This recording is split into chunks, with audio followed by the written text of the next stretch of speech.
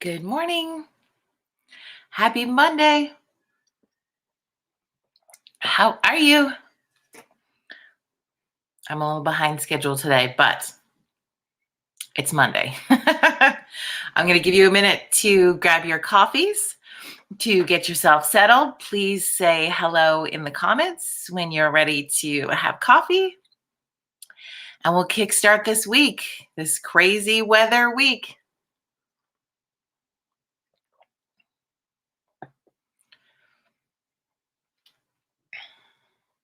Lots of birds out today. Yeah. Okay, here we are. We'll give people another minute to join us. Good morning, Cheryl. It's good to see you. I guess what's fun is for those who I've met, and if I haven't, I usually go and see your face on your Facebook. But it's like when I see your name pop up, I picture your face, and it's so joyful. So thank you. Tara, good morning. How are you?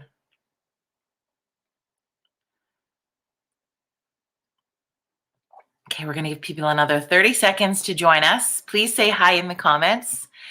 Welcome to Monday morning.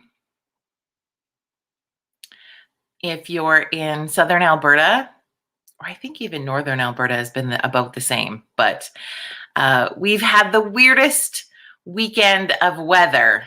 Weirdest weekend. I mean, Saturday it was 20 degrees. We're in shorts and tank tops. Life is good. Sunday morning, we wake up to a snowfall warning, and it's crazy out there. Good morning, Rets. Good to see you. Darlene, hello. It still feels like a snow day today. I know. It still kind of is a snow day as I look outside. Good morning, Amanda. Nice to have you with us. Good morning, Donna. Good morning, Kelly. I know, it feels like a go back to bed day. I'm with you on that.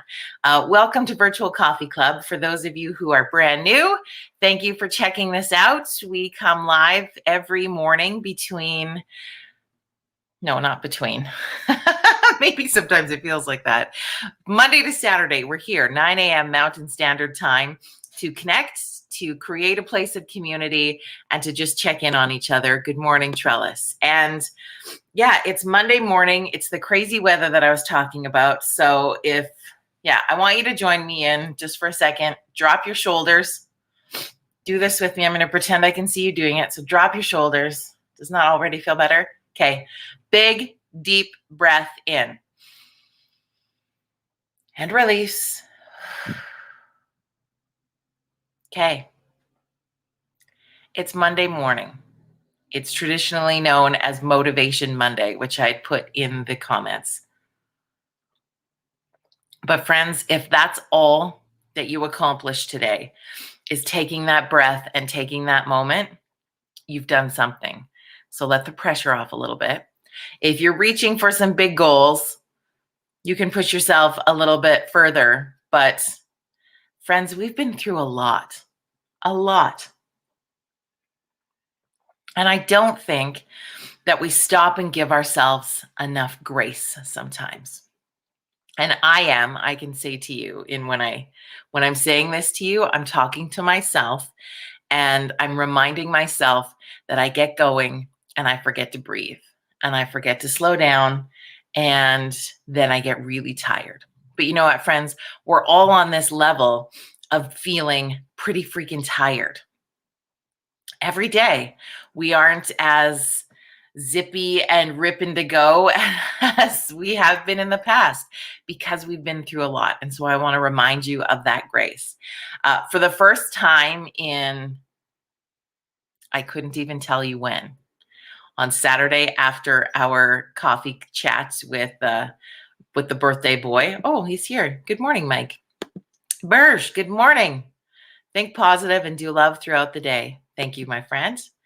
For the first time in a long time, after that coffee chat on Saturday, I took my phone and I turned it off. 100% shut it off. I took my computers and instead of putting them on snooze, I turned them off. And I left my electronic devices off until I woke up on Sunday morning. That was pretty phenomenal.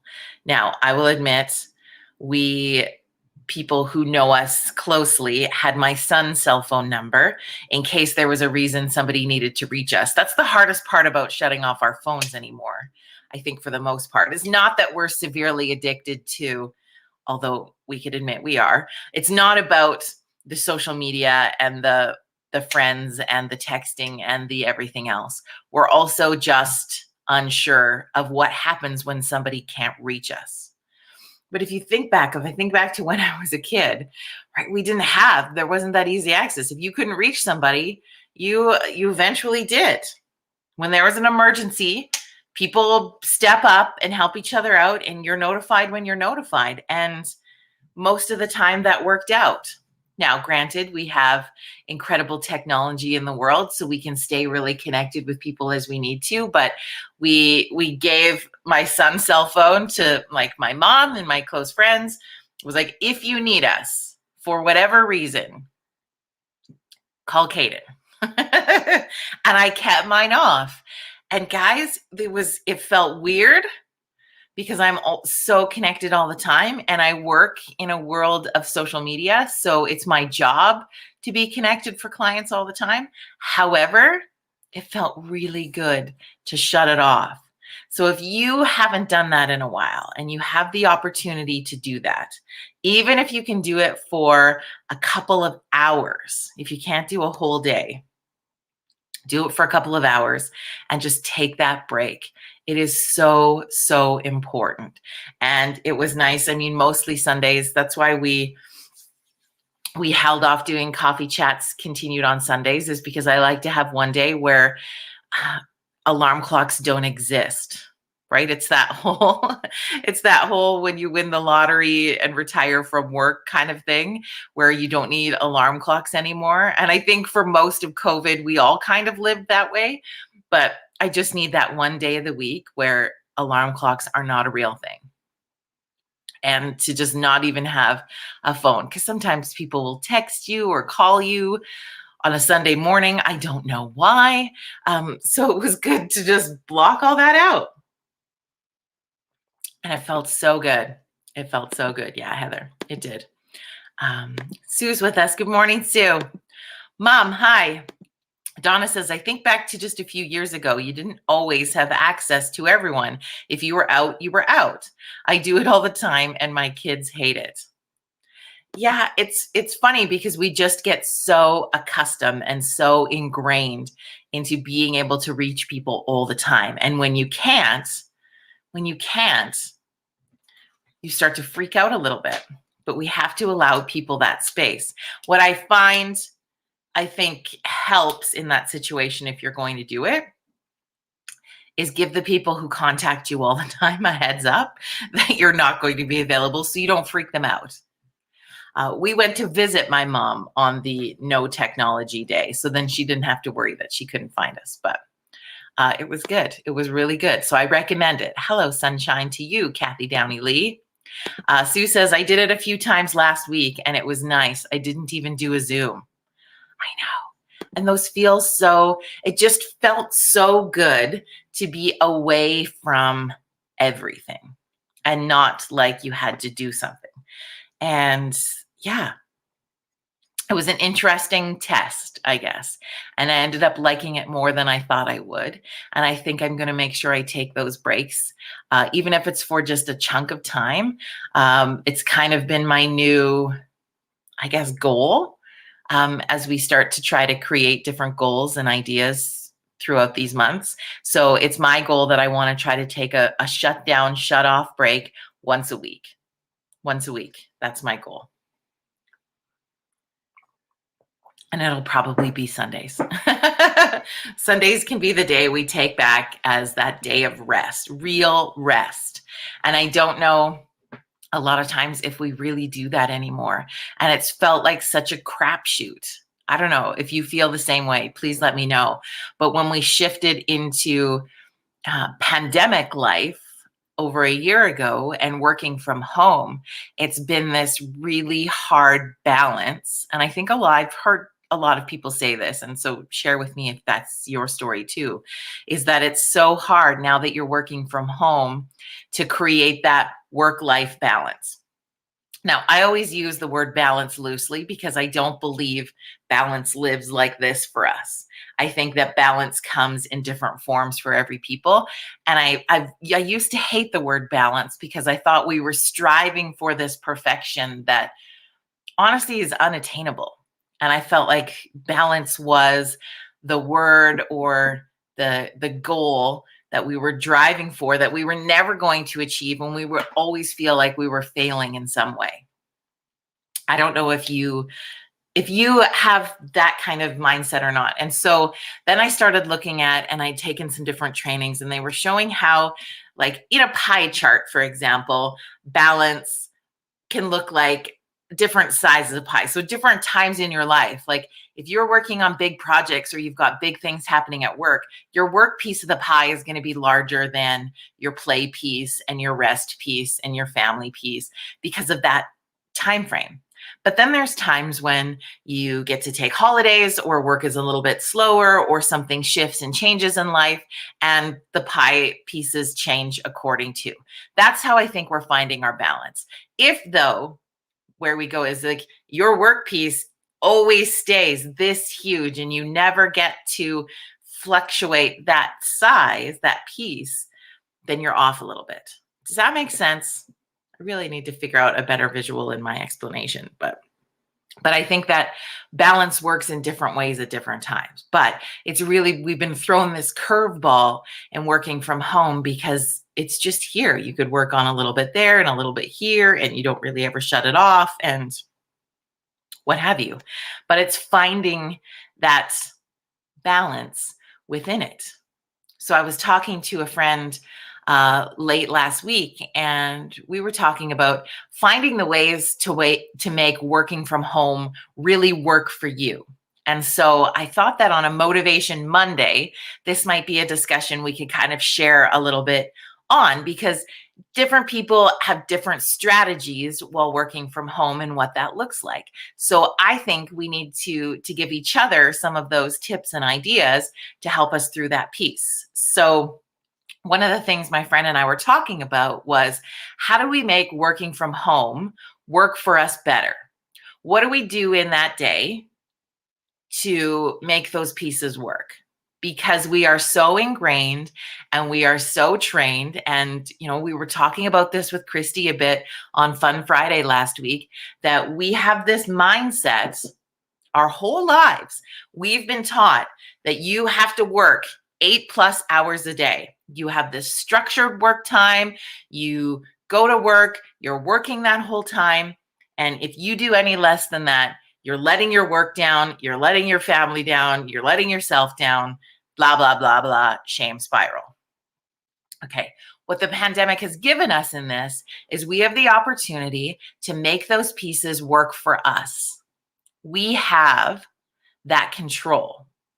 Now, I'm not saying you're fluffing off your work duties. That is not the case. But I bet when you're motivated in the right way, you can get pockets of things done, and you can get more done in a smaller pocket than you can if you were thinking you had to stretch it out all day long. And so one of the things we chatted about that she was really feeling is that working from home is that she'd be at her computer all day long putting in this work day, and then still had dishes to do and meals to prepare and laundry to do. And then it was just trying to do some of that and then coming back to the computer. And that piece just felt like it was never ending. And there was no actual time to spend with her members of her family because she was just doing the stuff all the time. And Christy mentioned this on Friday, is we're busy being busy instead of busy being productive. So what can that look like for you? And I know that I'm capable of it. And you probably know that about yourself too, is you're super capable of it, but we forget We get stuck back into the supposed to be's. We get stuck back into these expectations that people probably don't necessarily have on us, but we've created these false expectations on ourselves to push, push, push. But if you ask yourself truly, like, what does that look like? So if you're employed by an employer, what are those expectations? Especially during pandemic time, they've probably shifted. And if you're getting everything done that you need to get done in the fashion and time that you need to get it done, you're winning. Quit trying to kill yourself in that process. And so I reflected a lot about this on the weekend in, maybe when you take that 10-minute break from your computer, which I think we need to do more often throughout the day than not when we just get into work mode, is but when you take that 10 minutes, if you're working from home, do a 10-minute, I'm going to just wipe down the counters in the kitchen, dishes are done. That's your break, come back in.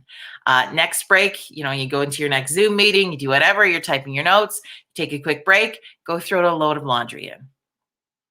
Come back down, do that piece. Then when it's the end of the day, you've accomplished your work pieces, you've accomplished some of those home pieces, and you can have that evening to spend with your family or a good book or that next series on Netflix completely guilt-free.